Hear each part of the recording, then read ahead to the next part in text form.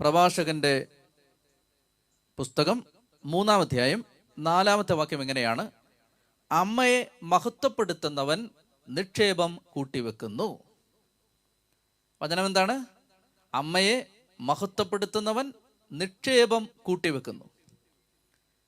പരിശുദ്ധ അമ്മയെ ഒരു വ്യക്തി മഹത്വപ്പെടുത്തിയാൽ, പരിശുദ്ധ അമ്മയെ ബഹുമാനിച്ചാൽ, പരിശുദ്ധ അമ്മയെ ആദരവ് കലർന്ന, വലിയ ആദരവ് കലർന്ന ബഹുമാനത്തോടെ ഹൃദയത്തിൽ സ്വീകരിക്കുകയും അമ്മയോട് പ്രാർത്ഥിക്കുകയും ചെയ്താൽ, ദൈവത്തിൻ്റെ വചനം പഠിപ്പിക്കുന്നത് ആ വ്യക്തി നിക്ഷേപം കൂട്ടിവെക്കുന്നു എന്നാണ്.